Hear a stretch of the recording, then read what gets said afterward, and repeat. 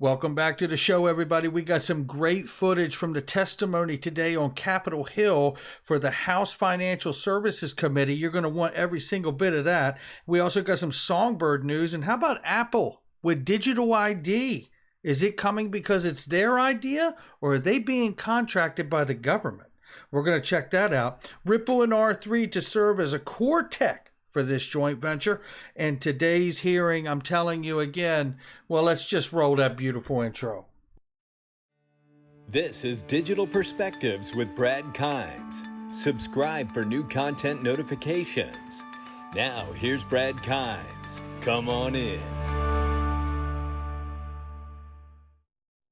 Welcome back to the show, everybody. You can follow me on Twitter at BackUpBradleyAbove, and everything we're talking about here today, $2.373 trillion market cap.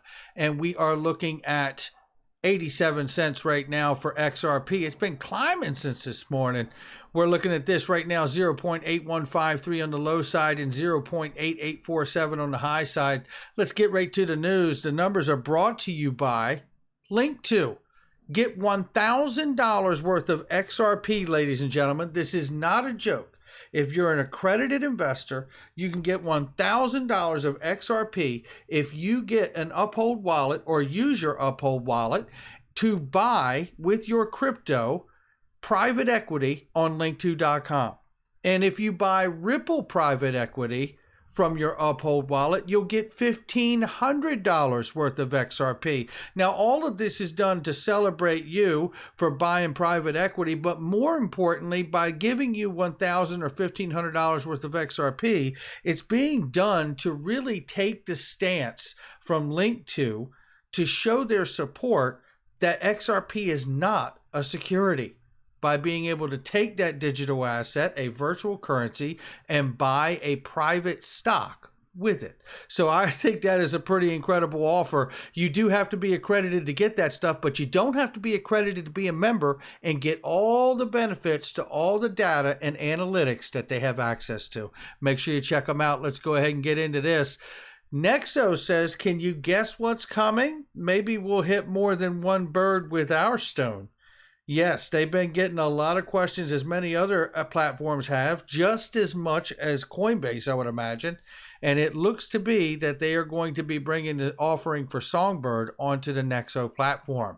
Kudos to them. This is CNBC here, and they're talking about taxpayers possibly footing the bill for the Apple digital ID that has been delayed and scheduled now to really come out tentatively in early 2022. I tell you, if things aren't lining up, I don't know what is. Shout out to Rod Hop for this one. He's an original Hall of Famer. Take a listen. On how much of this is government doing just in a digital version what government normally does, and how much of it is unusual and odd? Hey, John, good to be with you. So I think let's first of all, acknowledge, the unusual aspect of getting these documents. So these are agreements between Apple and 4 states that have agreed, that signed on to their plan to basically digitize your state-issued ID and put it into the iPhone onto the wallet app.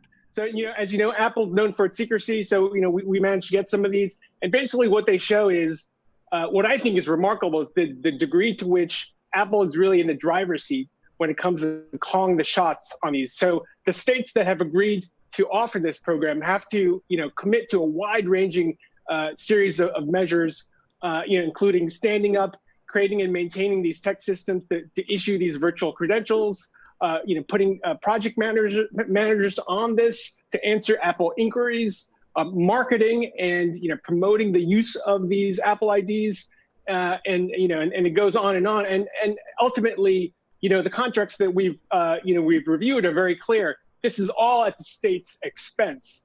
So if you were to take a step back, think about this. This is essentially the states subsidizing the new feature that Apple has talked about, boasting about, in its developers conference just in June.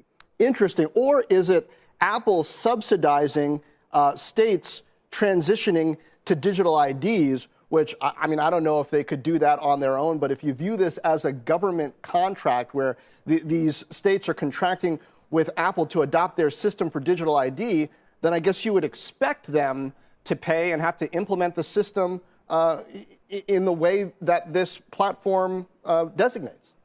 I think there you go right there. I think that gentleman just nailed it.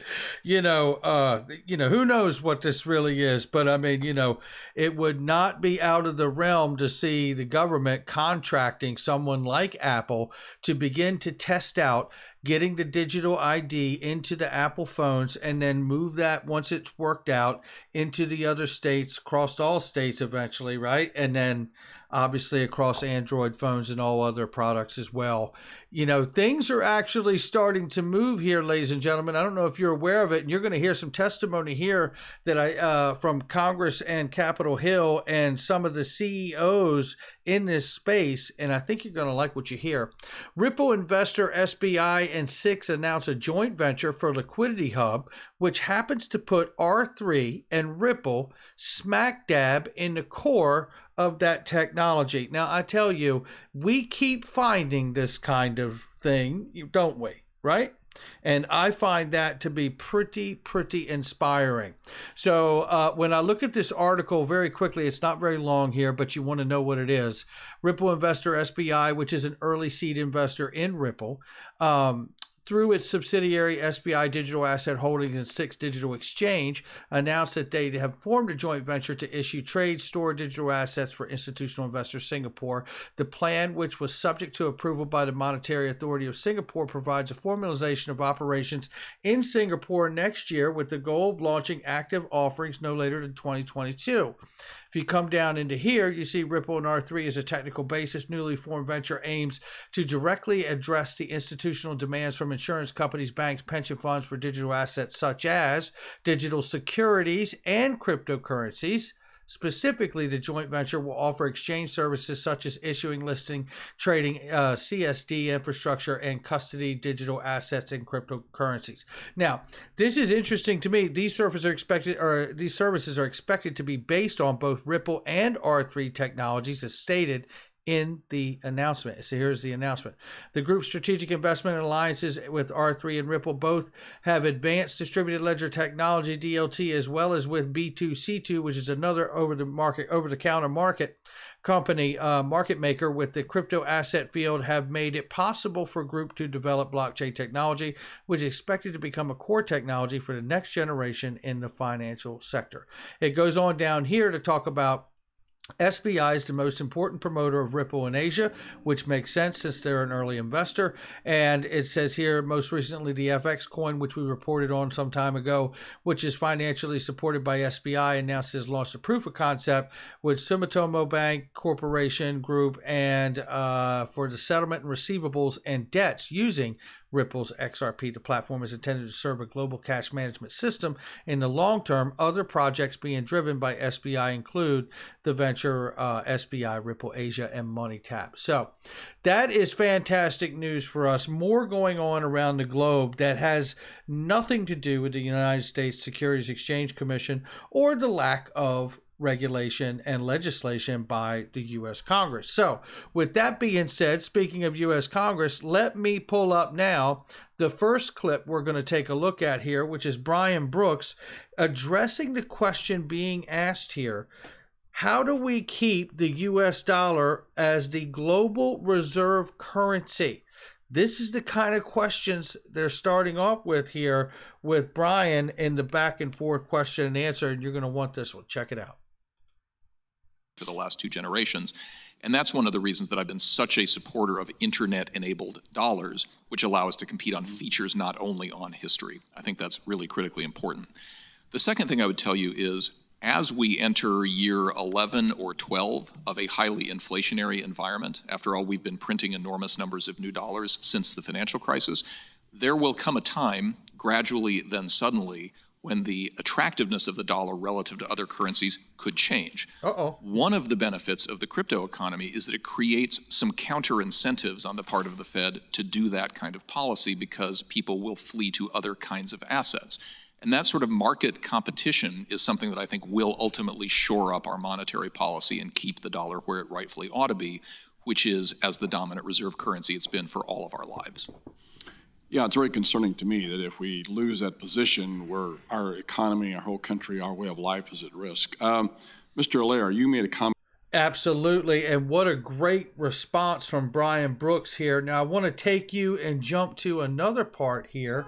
And believe me, there was a lot of this that was fantastic here, but I have to move forward to try to find it. And let me get back here 1 second. I will line it up for us here. Okay, here we go. So in this particular part of the conference here, we hear Brian Brooks asked about, does Congress need to pass legislation for cryptocurrency regulation and things of that nature that we all know needs to happen? Listen to this response. You back in front of our committee and to all of our witnesses, thank you for your testimony. Mr. Brooks, I will start with you. And this is a bit of a follow-up to Ms. Wagner's question, but do you think Congress needs to introduce legislation to provide more definitional clarity with respect to digital assets? And if so, do you have any specific suggestions?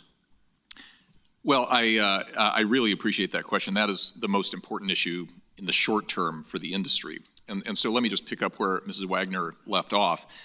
If the question is the current test clear, it's clear in the sense that we know what it is. It's not clear in that it's a four-factor balancing test. So I often think about what like the U.S. trucking industry would be like if the truckers didn't know that the speed limit was 75 miles an hour. They just had a four-factor test of general safety having to do with how much sleep they got the night before, the overall size of their payload, and other factors.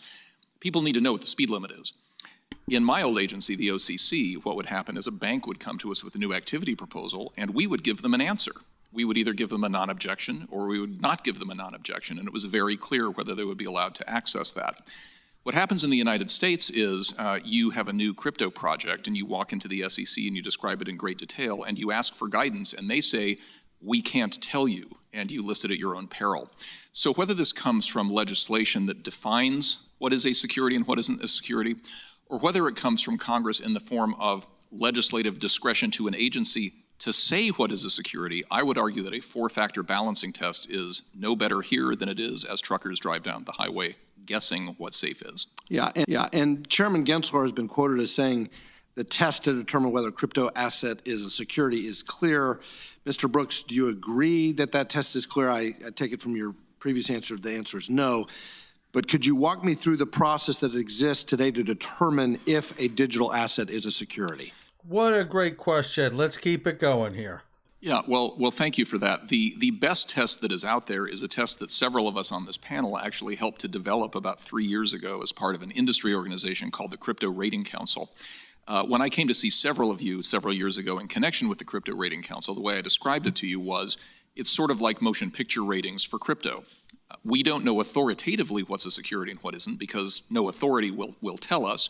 But what we can do at least is we can tell you the difference between an R-rated asset and a PG-rated asset, and people can make their risk tolerance judgments.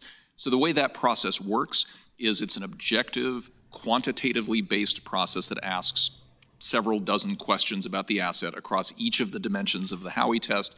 It gives you a number, and that number tells you how close you might be to danger and how far away you are. Let me interrupt and just say, I recognize that some rules or federal regulation of both digital assets and cryptocurrency trading platforms might be supportive of bringing clarity, but I'd never underestimate the ability of the federal government and regulators to stifle innovation. Can you give me an example of an overreach that would stifle innovation? Well, the idea would be to say to let traveler's checks exist inside the banking system and not bring a stablecoin issuer inside the banking system when they've applied. Okay.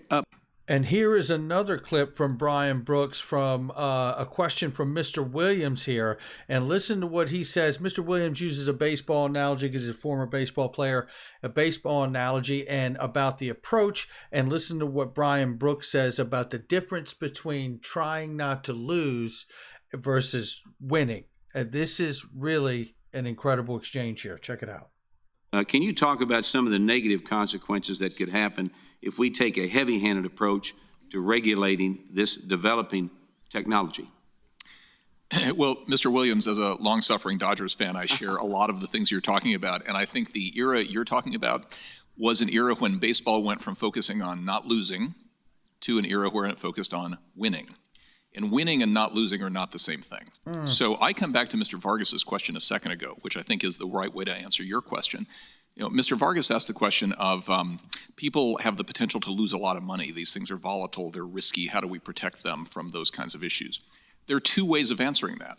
One is to prevent as many people as possible from accessing this amazing technology. For example, the way the current legal regime works is certain kinds of assets can only be purchased by accredited investors, meaning rich people. So the only people who can get rich on this are people who are already rich. That'd be one way of protecting people from losing money, is to make sure that only the richest can access it. Another way of addressing it would be to make it safer the way that we made equities safer 40 years ago, right? We created mutual funds, diversification, sector funds, and other things that make it easier for regular Americans from places like my hometown in Colorado to buy equities without having to be stock experts. Strangely, in the US, we've refused to do that so far. So we don't allow crypto mutual funds. We don't allow people to diversify the way that they do in Canada, Germany, Singapore, the United Arab Emirates, and a series of other regulated economies around the world. So I would argue the way to win is to bring more people into the system more safely, not to keep them out at their own peril. I don't know if you can say it any better than Brian Brooks says it, to be honest with you. And the way he wrapped that up and cited 4 other parts of the world that already have that clarity. And I'll add in a 5th, the UK. They've got clarity too. It's remarkable to see us in this moment, because I do believe that these are the conversations that will take us to the clarity that we all need. And you know what? It will be something else when we can come back into this space and not have to discuss legislation, the lack of clarity as a topic ever again. Think about that moment. Think about the moment that we are really heading to and walking to, that testimony like this and hearings like this really take us to that grand moment we're all waiting for, when we're regulated like the metals market. Right? When we have the kind of oversight that we need, like you'd see in any conventional trading market. And that is pretty remarkable. That's going to do it for me. Make sure you hit the like and subscribe, leave a comment below. Check out all the links in the description and comment box. Ladies and gentlemen, I Trust Capital is still the best IRA for crypto on the planet, bar none. In fact, if you sign up and fund an account, you'll get $100 worth of Bitcoin for free, and there's no more monthly fees. That's how good it is right now, but you got to click the link. I'll catch all of you on the next one.